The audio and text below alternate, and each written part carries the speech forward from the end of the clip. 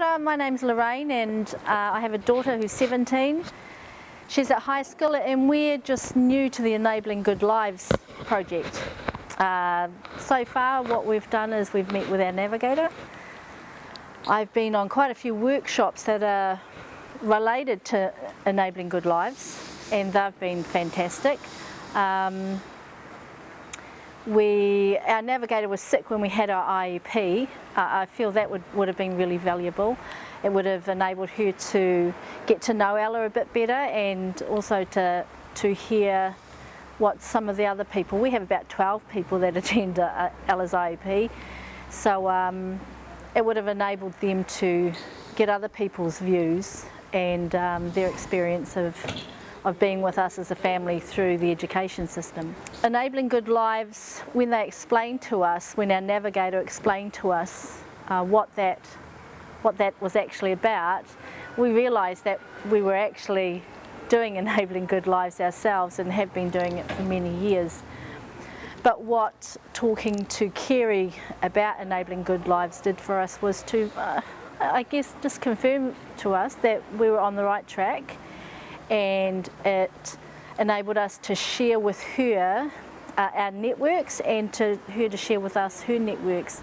There were a couple of things that we weren't aware was happening in our neighbourhood actually that we kind of jumped on and have started relationships with people in our community.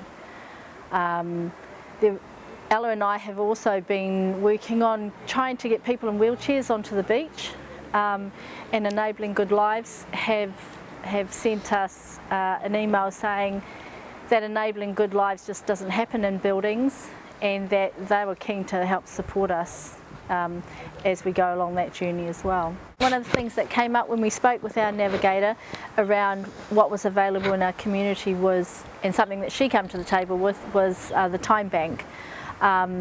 We didn't even know that it was in our community. Well, we didn't know it was even something, but what a fantastic idea, and we're certainly going to join up with the time bank, and we see that as a great way for Ella to connect with people in our community without, you know, like she can go in as a person of value that has something to offer, and then they can give back to us as well. You know, it seems to me that it's a really good opportunity to share our skills regardless of what they will be, because it's on a need basis. If they just need Ella to take their cat to the vet or to walk around with them so that they can put their shopping on her tray, or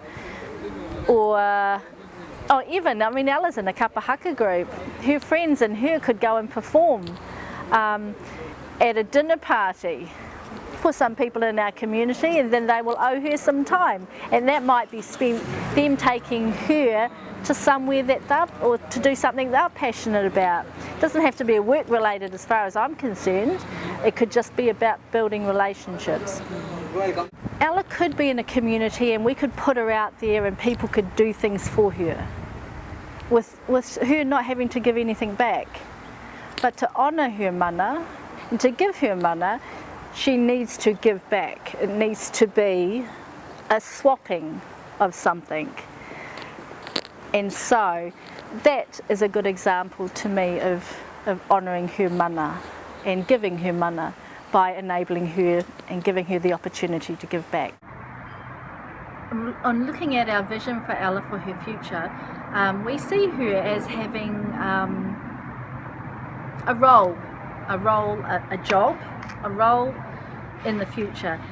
At the moment our vision is just a wee seed, and I see Enabling Good Lives as a support system for us to get this rolling. What we want for Ella is an ordinary life, and as far as her job is going to be something that she's good at, she has strength at.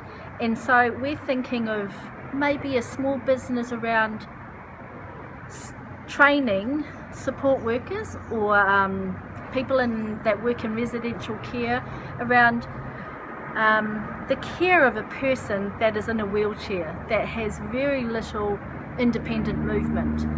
Ella could be that person. I've been to training sessions when they put somebody who's quite able-bodied on a bed and you have to move them and roll them, etc. But it's quite different when Ella has that. She can be that person in our business that we all work around her, and that's what we see her being able to contribute in a small business. When I think enabling good lives and where it started with us right now, I'm really grateful for it, and I'm happy that it started here.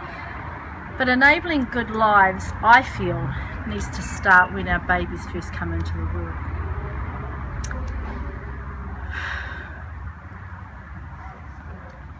I'm really emotional about this because it was really hard. Those early years are hard.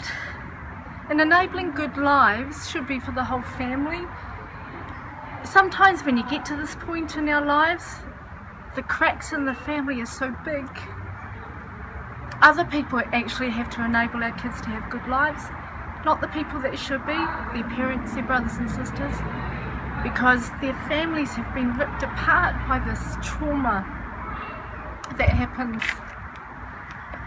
I would like to see enabling good lives come from a lot younger age, and I would like to see all the principles around it being brought into families a lot earlier, because all of the principles for it would apply at that very early stage.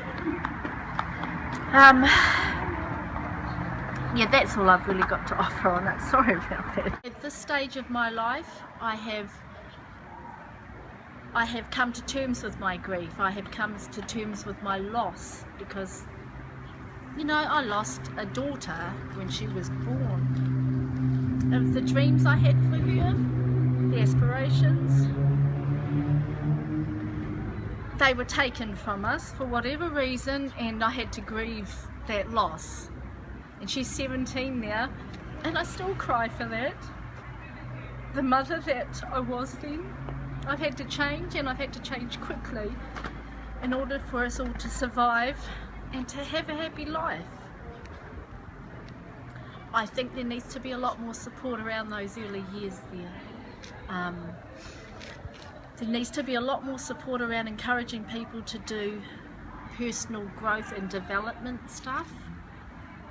I'm not talking about going to see a counsellor, even though I have seen a few counsellors. I'm talking about the bigger picture of maybe your spiritual self, your soul, why are we here? Yeah, stuff like that. Which worked for me. I've had to find a faith, and some people it's different religions, but for me it's just faith. And it's been in faith in myself. And in the future, what do you see for yourself and Ella? Wow, I see an exciting journey in the future, because I'm open to that now. I'm open to whatever happens.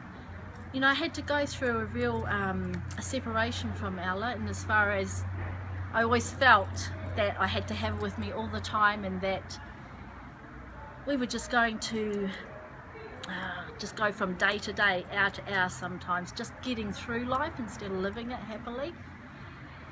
A big change come for me is when I realised that her life is her life, my life is my life.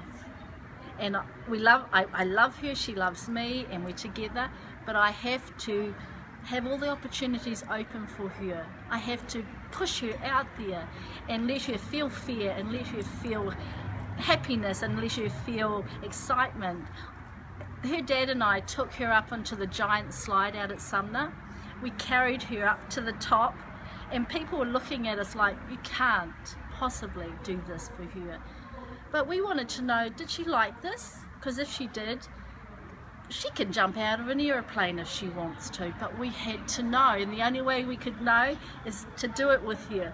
As it turns out, she hated this giant slide. But now we know that. And she won't go on another one again, and we won't jump out of aeroplanes. But you know, we had to do that to know. That's us still getting to know our daughter. So you have some new challenges for her then? Yes, absolutely. So we're looking elsewhere for challenges for her, and the challenges for us as well. Make no mistake about that. But we have to put our fear to the side in order for her to feel whatever she's going to feel. And it could have been great joy at being hurtling down that giant slide. And if it was, we would take that win. But there'll be other opportunities. We're just always looking out for opportunities where we can help her tell us who she is and what she likes. So what's your message for the Enabling Good Lives team for the future?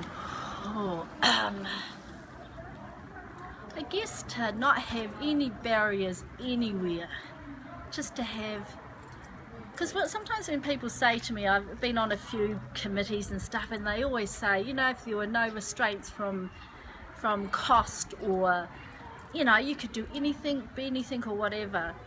I want them to really, really believe that. Go the furthest you can go, and then let the person be the one to pull it back. Ella pulled us back after we went down that slide. She let us know, you know, she didn't talk at all, but there are ways of communicating, and it's by doing stuff.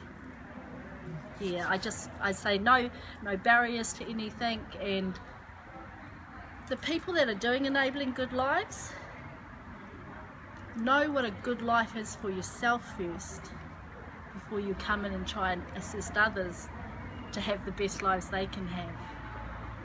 Keep growing yourselves. Don't, you know, it's not a job, this is who you are. When I had that navigator in my house, I needed to know who she was, what her values were, where she sat in the world, what her beliefs were around the whole world, and I could tell that by a few conversations with her. I could tell it by saying to her, because she's in a chair, she uses a chair, sorry, what did she do in her spare time? What was her life like? I needed to know that as well. So, yeah, that's all I can say really.